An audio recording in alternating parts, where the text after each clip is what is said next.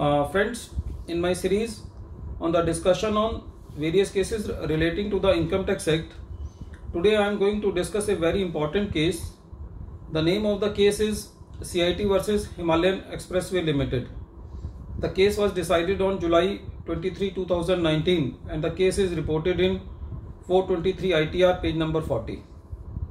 Friends, case के effects इस तरीके से हैं कि इस केस में एक बिल्ट ऑपरेट ट्रांसफर कंसेप्ट के तहत गवर्नमेंट ने हिमालयन एक्सप्रेसवे लिमिटेड को एक लैंड मुहैया कराई जिस पर कंपनी ने एक अपना एक्सप्रेसवे बनाना था. कंपनी ने एक्सप्रेसवे बना दिया. एक्सप्रेसवे बनाने के बाद कंपनी ने जो भी एक्सप्रेसवे की कॉस्ट आई थी उसको अपोर्शन करते हुए उस पर रिटर्न के अंदर डेप्रिसिएशन क्लेम किया. केस जो है वो 143(3) की स्क्रूटनी में सेलेक्ट हुआ और असेसिंग ऑफिसर साहब ने ये दलील देते हुए कि कंपनी जो है वो उस लैंड को ओन नहीं करती, तो इसीलिए जो है उस एक्सप्रेसवे को ओन नहीं करती, ये कहते हुए डेप्रिसिएशन को डिसअलाउ कर दिया. उन्होंने कहा कि the foremost condition for claiming the depreciation is that the asset should be owned by the assessee. Assessee ने जब इस ऑर्डर को एक्सेप्ट कर लिया और असेसी जो है वो इस ऑर्डर के अगेंस्ट अपील में नहीं गया. डिपार्टमेंट को टैक्स मिल गया, डिपार्टमेंट का पेट नहीं भरा और डिपार्टमेंट ने असेसी के ऊपर सेक्शन 271 सबसेक्शन 1 क्लॉज सी के अंदर पेनल्टी इनिशिएट की और उसको इम्पोज भी कर दिया, ये कहते हुए कि असेसी ने इनएक्यूरेट पर्टिकुलर्स जो है वो फर्निश किए हैं, इसलिए उसके ऊपर पेनल्टी लगनी चाहिए. एओ साहब ने ये कहा यदि ये केस 143(3) में पिक नहीं होता तो असेसी ने गलत डेप्रिसिएशन क्लेम कर लिया होता. दोस्तों, इस केस से रिलेटेड मैं आपको एक डिपार्टमेंट के बहुत इंपॉर्टेंट सर्कुलर के बारे में बताना चाहता हूं. सर्कुलर का नाम है board circular number 9 of 2014 dated 23 2014. इस सर्कुलर में डिपार्टमेंट ने कहा कि काफ़ी लिटिगेशन होती है बिल्ट ऑपरेट ट्रांसफर के केसेस में, और सर्कुलर में डिपार्टमेंट ने ये क्लियर कर दिया कि बिल्ट ऑपरेट ट्रांसफर केसेस में जो एसएससी वो है डेप्रिसिएशन क्लेम कर सकता है. ये फैक्ट्स ये सर्कुलर में बिल्कुल क्लियर है.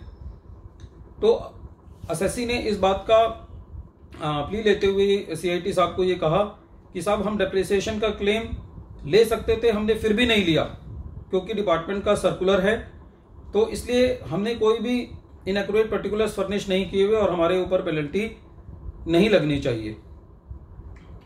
सीआईटी साहब ने एसएससी को रिलीफ दे दिया. मैटर जो है वो आईटीएटी में गया. आईटीएटी ने भी जो है वो एसएससी को रिलीफ दे दिया.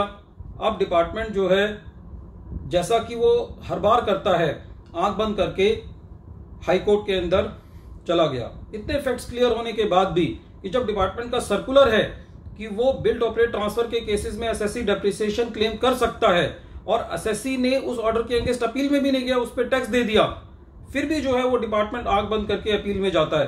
कितनी दुख की बात है कि ऐसे ऑफिसर्स के अगेंस्ट कोई कार्रवाई नहीं होती जहां पे एसएससी बिल्कुल जीता हुआ होता है, खाली अपनी ईगो के लिए, अपनी नाक बचाने के लिए डिपार्टमेंट के ऑफिसर्स जो हैं वो अपील में जाते हैं. खैर, बहरहाल वो एक अलग चीज़ है. ये जब Punjab and Haryana high court में गया तो कोर्ट ने भी ये कहा कि पेनल्टी जो है वो इस केस में सस्टेन नहीं करेगी क्योंकि एसएससी ने कोई इनएक्यूरेट पर्टिकुलर्स फर्निश नहीं किए. एसएससी का डेप्रिसिएशन का क्लेम बनता था, बल्कि उसने वो क्लेम भी नहीं लिया और आप उसके ऊपर डेप्रिसिएशन नहीं लगाएंगे. इस केस में एक और छोटी सी बात यह है कि डिपार्टमेंट ने एक केस की हवाला दिया था इस केस में, और केस का नाम है CIT versus Morgan Finvest limited 2014 2 ITR page number 219. Department ने कहा कि इस केस में एसएससी ने एक रेजिडेंशियल प्रॉपर्टी पे डेप्रिसिएशन क्लेम कर लिया था और उस वजह से एसएससी के ऊपर वो डेप्रिसिएशन भी डिसअलाउ किया गया और पेनल्टी भी इंपोज की गई इनएक्यूरेट पर्टिकुलर्स फर्निश करने के लिए. तो डिपार्टमेंट ने इस केस का हवाला दिया था. तो Punjab and Haryana high court ने ये जजमेंट दिया कि the present case are starkly different from the case cited by the department. और ये कहते हुए जो एसएससी के ऊपर पेनल्टी इम्पोज की थी उसको पेनल्टी को डिलीट कर दिया। तो दोस्तों इस केस से फिर दोबारा एक बात ये निकल के आती है कि कितना भी इंपॉर्टेंट मैटर हो एसएससी के फेवर में, डिपार्टमेंट लिटिगेशन को बढ़ाने के लिए हर बार जो है वो अपील में आंख बंद करके आईटीटी भी जाता है, हाई कोर्ट भी जाता है और सुप्रीम कोर्ट भी जाता है। और बहुत कम केसेस में ऐसा होता है जहां पे कोर्ट जो है वो इनको क्या कहते हैं लताड़ लगाती हैं कि भाई तुम ऐसा मत जाओ।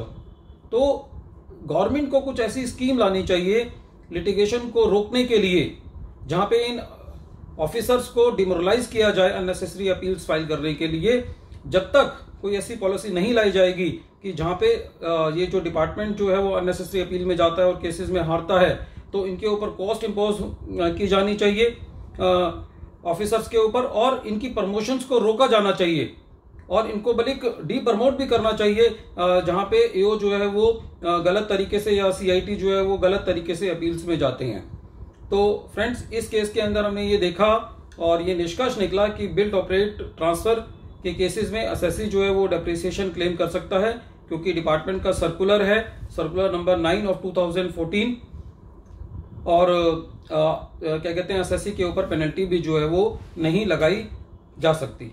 Thank you friends, I hope that this case will be very useful for your professional practice.